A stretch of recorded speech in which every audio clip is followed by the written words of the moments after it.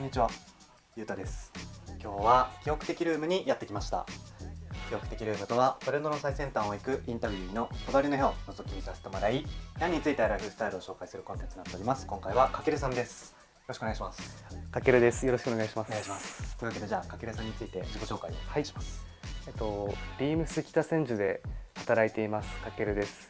趣味は洋服を見に行ったりとか、洋服着たりとかファッションするのがすごい好きで好きです。はい、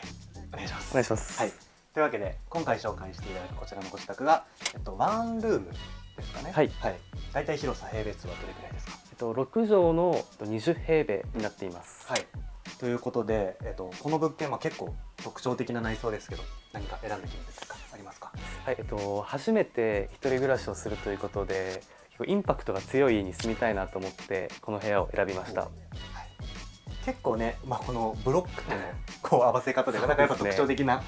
物件ということで、あとはやっぱり洋服がねお好きということなので、そのあたりのちょっとお話とかこだわりいろいろお伺いできればなと思っております。よろしくお願いします。よろしくお願いします。それでは早速お部屋の方を紹介いただきたいなと思うので、中に案内してもらってもよろしいですか。案内します。はい、失礼します。こちらでございます。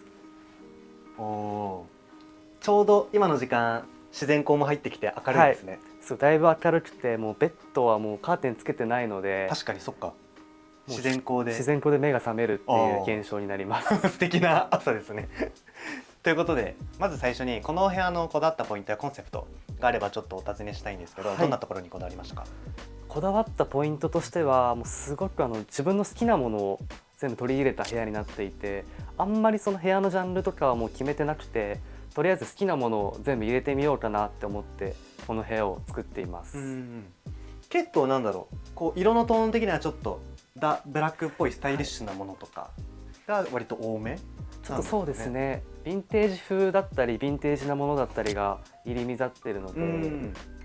割とちょっとダークめというか、暗めな色のものが多いですね。ということで、じゃあちょっと順番に家具のちょっとお話とかも聞いていきたいなと思うんですけど、まずこの多分メインのこのリビングスペースというか、ソファースペース周辺から聞きたいんですけど、まずじゃあこのソファーから、これはどちらで購入されたいですか。こちらはIKEAさんで購入して、セールで10万ぐらい。でも IKEA の中だと割と価格的にはちょっと高めのソファーというか。高めのソファーでした。これはなんか選んで決めてとかあるんですか。これはなんかとりあえず大きなソファー欲しいなと思って寝れるし友達も寝れるから一回大きなソファー買おうかなと思って、もう一目惚れして買ったものになります。どうですか、実際座ってみて座り心地とか。そうですね、もうテレビとか見ると寝れますね。すごいふかふかしてるので。じゃあ寝落ちしたりとかあります。はい。で、このソファーの前にこのローテーブルがあると思うんですけど、これ結構クリアのちょっとものということで、これはどちらで。これは Amazon で購入したクリアテーブルなんですけど、6000円ぐらいで購入しました。普段じゃあここでご飯とかも食べたりとか。食べてます。するスペース。結構雑誌とかも読まれるんですか。はい、雑誌も結構自分のファッションとかからインスピレーションを受けたりするので、僕の友達が作っている ORM っていうファッションと音楽にフォーカスした雑誌で、結構その全世界的に見ていろんなトレンドの音楽を追ったりとかファッションも追ったりしているので、すごいなんか刺激を受けるので、僕音楽あんまり詳しくないんですけど、なんか刺激もらうためにずっと読んでます。結構今読んでらっしゃるものとか、あんまり見かけないものというか、これ結構なんだろう、ヴィンテージのものというか、雑誌自体も今は刷られてないものとかもなんか集めてたりする。そうですね、刷られてないものも集めてますし、これとかはそのパリコレとかのコレクションだったり、そのブランドのコレクションの会場のストリートスナップですね、ファッションスナップとかになっているので、こういうのを見て自分のスタイリングだったり、なんか人に着せたりするときにちょっとなんか参考にしたりとか、あくまで自分の色を大事にしていってるので、なんかとらわれすぎないように見てます。わかりました。あとは、こちらの椅子についてもうちょっとお話を聞きたいんですけど、この椅子はどちらで購入された。これがイームズチェアで、自分の母親からいただいたもので、値段はちょっとわからないんですけど、なんかすごい昔から家にあったものなので、そうなんだ。そんなに古くはないんですけど、へずっとなんか愛着があって実家にいる感じがするので安心してます。ビームズとかをこう選ばれるということは結構ご両親もこうなんだろうセンスがいいというか結構家具とかファッションとかお好きな方なんですか？そうですね、お母さんとお父さんがまあ家具がすごい好きで、へファッションに関してはお母さんがすごい好きで、あ、そうなんですね。自分が影響を受けたファッションに対して影響を受けたのもお母さんなので、へすごいリスペクトはしてます。じゃあ実家もすごいかっこいいというかちょっとまあ世間に凝ってる部屋あ、そうなんだ。ではあるとは思います。へいやもし取材の機会があったらぜひよろしくお願いします。よろしくお願いしますあとはこちらのリビングにこのはい大きなラグというか、はい、引いてあると思うんですけど、はい、これはどちらで購入されたんですか？こちらは地元の雑貨屋さんで非売品で床に引いてた普通のマットをなんかすごいかっこいいなと思って店員さんの人に「これ欲しいです」って言って「ちょっと買うことできませんか?」って言ったらなんかまあ値段決めてないんですけど、まあ、これぐらいでしたらって言ってくださって購入できたものです。トルコラグでこう昔の本当ヴィンテージのラグみたいで色合いとかもすごい気に入ってて、なんか肌触りというか、はいやっぱいいですよね。肌触りはすごいいいですね。なるほど、わかりました。そしたらじゃあちょっとこっちのスペースに移動をしていただいてですね、はいちょっと壁側の今度お話を聞いていきたいなと思うんですけど、まずこのテレビ、はい、これは今どういう風にこうつけてらっしゃるんですか？これは突っ張り棒でつってでこれも一応角度というか変わるみたいな。少し伸びるようになっててこうやってへでベッドにいながらでもテレビ見たいなって思った時は確かに角度変えられますよね。角度変えて見てます。これもご自身でやられたんですか？手伝ってもらったりとかして一応構造とかも自分で決めて作りました。この辺は結構アクセサリーとかが置いてあると思うんですけど、これは日常使い普段からされてるものとかですか？そうです。あんまり指輪と時計とかつけることはあんまりないんですけど、母親とかからいただいたものでエルメスのものだったりとか。これなんですか？バングル的な。バングルですね。へー。指輪もいただいたものだったりするので、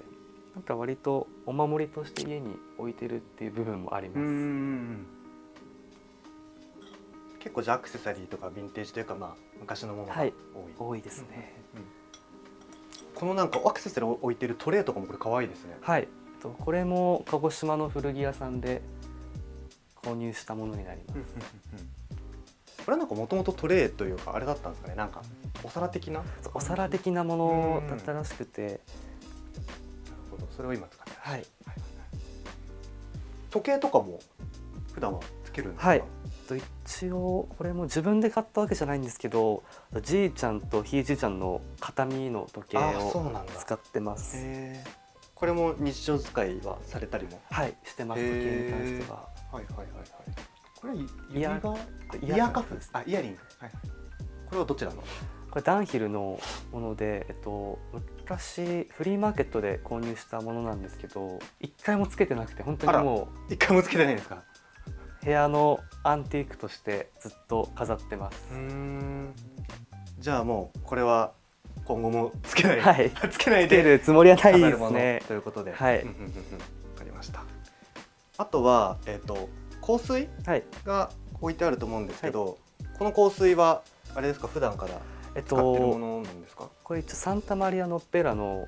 香水なんですけど、香水僕使わなくて普段部屋のちょっと端っこら辺に木みたいな木くずが置いてあると思うんですけど、それにちょっと振りかけて匂いを引き立たせてます。自分で使うことはもうほとんどないです。そうなんですね。結構珍しくないですか？香水をあまり使わない方。そうですね。なんかあんまりその香水の匂いっていうのがちょっと苦手で。そうなんだ。けどこういうフレグランス的なものはすごい好きなので、自分につけること以外だったら全然いいかなと思って購入しました。なるほどね。わかりました。ありがとうございます。で、お隣がこのレコードとかを置いてらっしゃると思うんですけど、まず置いてるこの収納棚というか、これは何ですか？どうなってるんですか？こちらが高円寺の権之助さんっていうお店がありまして、そこが結構日本のヴィンテージなものを置いてあるもので、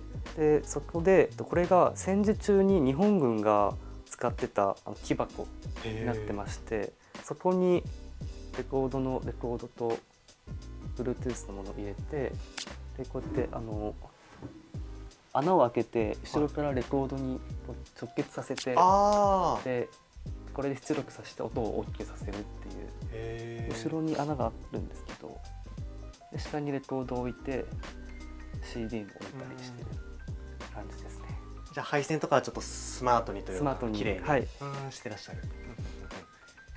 このレコードプレイヤー、はい、これはどちらのやつなんですか？こちらが鹿児島のそれこそ中古買取品のお店で買ったすごいなんか昔のレコードプレイヤーというか、値段が多分3万ぐらいだった高校生ぐらいの時に購入したので、結構なんか年季が入ってたものだったんですけど、綺麗にしてで針も変えたりして、ずっと愛用してるものになります。結構スピーカーとかもあれですか？はい、ちゃんとしたものを選んでらっしゃるというか。これは、お父さんが使ってたスピーカーで昔、付属品がもう取れてなくなっちゃってるんですけど、それを譲り受けて中学校からずっと使ってます。中学校からレコード聞いたりしてたってことですか？中学校も音楽がずっと好きで、レコードだったり、あとなんか Bluetooth もつなげるので携帯でこうつないだりとかできて音楽かけたりとかしてました。せっかくなんでちょっとね、下のその音楽の話とかも聞きたいなと思うんですけど、普段ジャンルで言うと結構何系の音楽というか、なんかアーティストとかそうですね、結構ジャンルはあんまりとらわれてないんですけど、こういう宇多田ヒカルさんのものだったりとか、あとは松田聖子さんのレコードだったり、金子綾乃さんのレコードだったり、結構なんかいろんなジャンルがあって、昔のアーティストのレコードだったりとか、その海外もこれはファボラスっていうラッパーの海外のアーティストのラッパーの昔のレコードでも名作って言われてる曲が入ってるものだったりとか、なんかすごいオールジャンル。結構ね見てると邦楽の最近のポップスから昔のもの、洋楽も何でも結構入れてますね。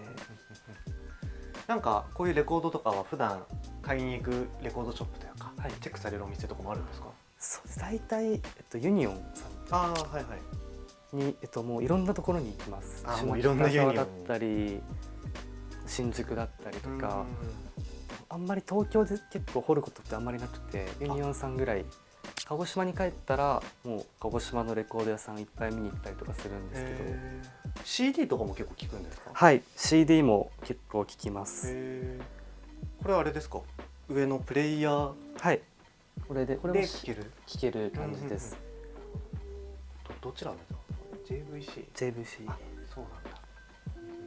わかりました。スーツケースとかあれですか？出張とかも多かったりとかするんですか？出張はほとんどないんですけど、これはなんか実家に帰った時とかにちょっとなんか長期で帰省したりする時とかに荷物を大量に入れたりとか、なんかこの旬じゃない洋服とかが入ったり収納したりしてます。確かにワンルームだとやっぱこういう使い方必要ですよね。結構収納するスペースが全然ないので。なるほどね。あとはこの冷蔵庫、これはなんか少しちょっとレトロなこう雰囲気もありますけど、これはどちらで？こちらがアイリス大山さんで買ったヴ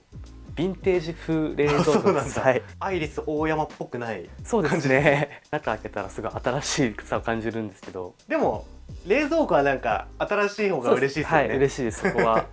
でデザインはねちょっと雰囲気があって、面白い。そういうのがあるんだ。あとはこのダストボックスゴミ箱、これもちょっとなんか部屋のトーンに合わせて選んでらっしゃるかなと思うんですけど、これは IKEA さんで購入した商品でして、12,000円。結構お値段もまあまあ頃だった気がします。間違ってたらすみません。結構あれですか？家具とかは普段買うのは IKEA とかが多かったりするんですか？それとも他になんかよくチェックするお店とかあったりするんですか？そうですね、大体 IKEA さんが多いかなとは思います。じゃあ今置いてるものは割と新品のものというか、はい、うんうん、ミックスさせて置いてる状態ですね。そうなんですね。はい。うんうんうん、なるほど、わかりました。あとはこっちの収納スペースというか、ここはなんかどういうものを収納してらっしゃるんですか？ここはもう日用品だったり、例えば洗顔の詰め替え用だったりとか、電子レンジと除湿機とか、うん、ドライヤーとかいろいろ収納してる、タオルとか入れたりしてます。そっか、収納スペースがあんまりご自宅は少ない。そうですね、もうここしかないっていう感じなので、大変ですね。確かにそこパンパンに詰め込んでる状態になってしまってますね。かけるさんは髪質がめちゃくちゃ綺麗な気がするんですけど、今ちょっとねドライヤー見てたらやっぱりドライヤーとかもなんかこだわってらっしゃるのかなって気がしたんですけど、髪質はでも遺伝で、もう遺伝なんだ。遺伝でサラッサラなんですけど、パーマも直毛すぎてパーマ 2,3 回かけてもかからないぐらいなので、結構それは悩みに入ってるぐらいの。そうなんだ。もう本当昔からずっとこの髪質なのでそうなんですね。ちょっと嫌な部分もありましたね。これじゃあ別にドライヤーとかはあれですか？なんかすごい特段こだわって選んでらっしゃるとかではないんですか？これ実家にあったものを勝手に持ってきました。勝手に持ってきちゃったんだ。勝手にしれっと持ってきて、まだバレてないですか？もうバレてるんですけど、持っていきましたと言って、ご両親の懐が深いですね。ごめんなさいっていう風に許してもらいました。なんとか許してもらいました。そうだったんだ。わかりました。ありがとうございます。続いて L 字、ここは奥が浴室とかがあるんですよね。はい。でその部分にこの今ディスプレイというかされてらっしゃるみたいな。はい。ここは何といってもこのポスター。これがすごいインパクトがあると思うんですけど、はい、これはどなたのですか？これはお父さんが10代の時に買ったものを僕が中学校の時に譲り受けてずっと愛着があって、なんか今でもあるので、一人暮らしする時持ってきちゃったっていうボブ・マハリーのものになります。これはあれですか、許可もらいました？許可もらいました。これは許可もらって。はい。ボブ・マハリーはね、最近映画とかもやりましたもんね。そうですね、映画もやってましたし、割と音楽も好きなので、ボブ・マハリーのよく聴いたりとかもしてます。この辺はあと結構雑誌とかも飾ってると思うんですけど、この辺はこう今読んでらっしゃる雑誌とかなんですか？そうですね、なんかもともとここに置いた理由もやっぱりここガラス張りなので、トイレとか見えないようにするとかのために置いたものとかなんですけど、この雑誌に関してはもう本当に高校生ぐらい、高校1年生から高校3年生まで毎回買い集めてたもので、実家に帰るとすっごい大量にあるんですけど、その中でも自分が好きななんか号を持ってきてここにこう置いたっていう感じで、たまになんか見てたりとかします。確かにここカーテンとかもつけられない？そうです、つけられないですね。めっちゃ困りますね。はい。誰が遊びに来た時。すごい困っちゃうですね。確かに。そっか、それで置いてらっしゃるんですね。はい。じゃああとはこっちのそのね、中も結構内装がちょっと面白いということなので、こちらもじゃあ案内していただいてよろしいですか？はい。はい。案内します。はい。失礼します。おお。ここはちょっとタイルのトイレとお風呂に洗面台になってます。ここは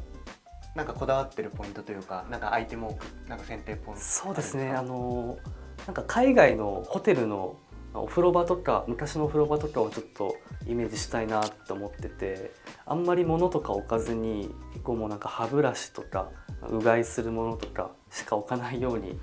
してて、あんまりこう物が多いのが嫌だったので、そういう風にしてます。このすごいバスルーム開けた瞬間にめちゃくちゃいい匂いがするんですけど、これは何の香りですか？これはイソップのトイレに入れる、トイレに入れるやつがあるんだ。あるんですけど、これを入れると締め切っちゃうと匂いがもう充満して、その中がもうすごいいい匂いになるので、いつもなんか終わった後とかに垂らすと最高ですね。それだけでもう匂いが舞ってる状態になってるのでいいなと思ってます。なんかね、浴室とかって清潔感をキープするの大変ですけど、これなんか香りがいいだけでなんかテンション結構上がりますね。これやっぱり匂い、お風呂入って匂いがなんか臭いと嫌なので、そういうところでちょっとモチベーションを上げたりしてますね。これは僕も家帰ったら買わせてもらいます。ぜひありがとうございます。ありがとうございます。続いてこちらのスペースは何を収納しているスペースですか？はい、こちらの洋服になってます。はいはいはいはい。じゃあちょっとここで洋服の話をねいろいろ聞けたらなと思うんですけど、普段かけるさんがこう洋服を選ばれる際に、サイズ感とか素材感とか、なんかシルエットとかこだわってらっしゃる点というか何かありますか？はい、僕のファッションスタイルに関してはトレンドにとらわれたスタイリングじゃないものをしていきたいなと思っているので、割となんか昔に流行ったような、スタッツがいっぱいついてるドルガバのパンツだったりとか、ヘルムートラングっていう昔の、今もあるんですけどいいブランドのデニムだったり、細めのパンツもあったりすれば、これビームスのフューチャーアーカイブっていうレーベルでやってる太いパンツだったりとか、あんまりこうなんかサイズ感ってよりかはなんか気分で洋服を選んでる風になってます。スカートとかも全然履いたりするので、こういう感じのスカートだったりとかも、でも朝起きてどうしようって考えて洋服決める瞬間が一番好きなので、いろんなアイテムを漁るようにはしてます。結構じゃあヨーロッパのものも着れば、はい、アメリカのそういう古着とかもチェックされてる？結構そうですね、ジャンル問わずいろいろ着ますね。こっちが今紹介いただいたのがパンツとかで、す上が、トップスというか、はい、ニットとかトップスと半袖と、これがジャンポール・ゴルチェっていうパワーネットタイプのロンティーだったりとか、 T シャツだったらラフ・シモンズっていうブランドの、これがテロキっていう有名なラフ・シモンズのコレクションの一つのものだったり、そうですね、プラダとかピチピチしてるすっごいタイトな T シャツだったりとか、最近だとちょっとタイトな洋服とかそういうものが気分なんですか？タイトなものだったり、なんかあとはもう本当に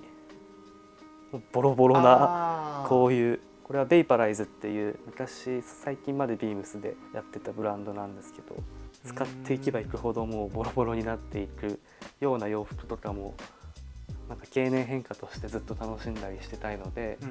ずっと着てる状態だったり、もともと穴が開いてるものだったりとか、これは建造の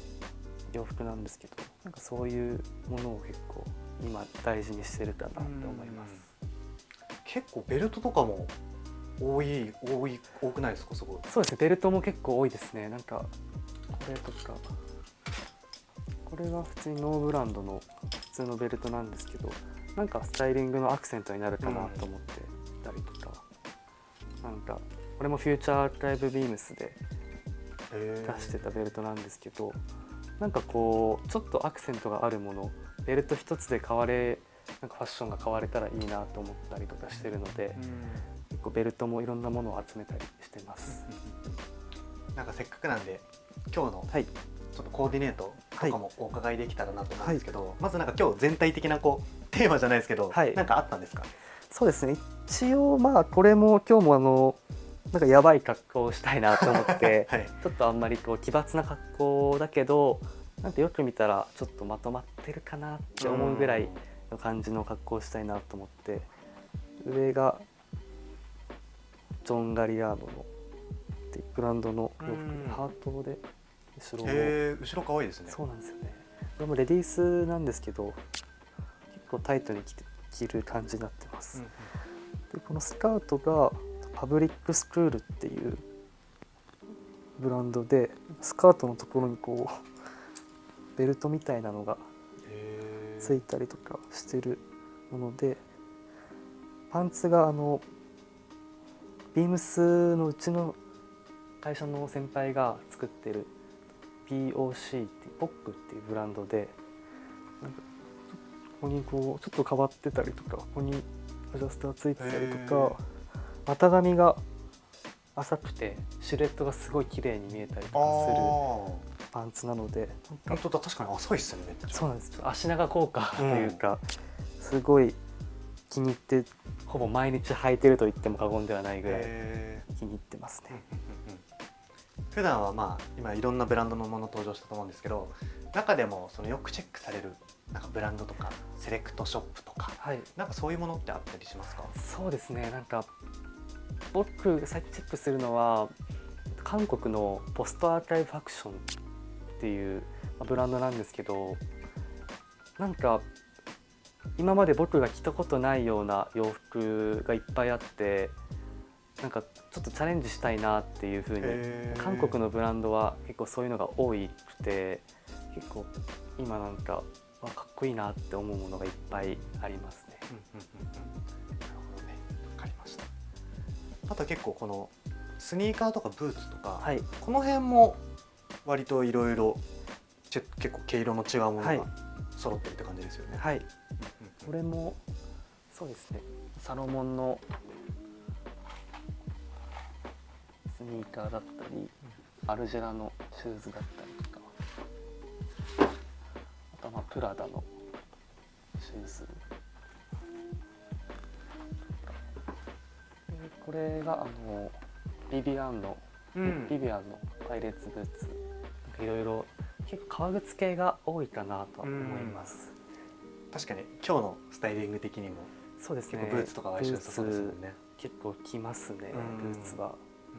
洋服とかこの収納してらっしゃる、この収納棚自体、はい、これはどちらで？これは高円寺の先ほどの臨木箱と一緒に購入した権之助さんっていうお店のところで購入した日本軍の医療班が使ってた棚になります。すごい。でも収納力も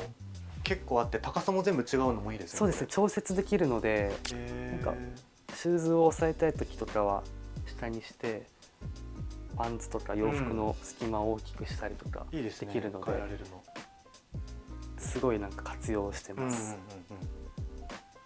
あとこれちょっと今気づいたんですけど、はい、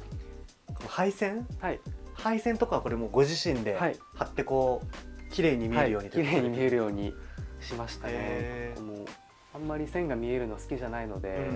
できるだけ線をなくそうと思ってやった結果こうなっちゃいましたこういうのはどこでこう買ったんですか？このレールというか。これはAmazon だったりとか、ここは Amazon で購入しました。ケーブルとかに関してはホームセンターとかで、なんか近くのホームセンターで買ったりとかして集めました。やっぱこういうところで几帳面さが垣間見えますねあとあれですね、さっきちょっとお話にも出てたポプリは結構お部屋のいろんなところに置いてあるっておっしゃってたと思うんですけど、ここにもポプリが一応あります。結構香りしますね、ちゃんとしっかり。毎回入れ替えるようにしてるので、香りはもう絶やさずにしている状態です。なるほど、わかりました。ありがとうございます。ありがとうございます。はい、ということでかけるさんの記憶的ルーム撮影させていただきました。ありがとうございます。そしたらじゃあ最後にかけるさんの方から何かお知らせしたいものとか告知したいものがあればしていただければなと思います。はい、来年の2月の15、16日に鹿児島の奥田鹿児島さんっていう古着屋さんがあるんですけど、そこで東京のヴィンテージのメガネをやられているメガネ屋ハテナさんとハンドメイドで帽子を作っているポンヘッドウェアさんとポップとで古着とメガネと帽子のイベントを開催いたしますので、お近くの方いらっしゃいましたらぜひお願いいたします。はい、その情報とかはもう何かそちらちょっとまだフライヤーとかがまだ作れてなくて、でき次第インスタに載せるのでチェックしてください。お願いいたします。ぜひじゃあちょっとポップアップの情報とかはかけるさんのインスタグラムで、僕のインスタグラムで発信いたします。ということなのでぜひチェックしていただければなと思います。というわけで今回の記憶的ルームはこれで終わりたいと思います。ゲストはかけるさんでした。ありがとうございました。ありがとうございました。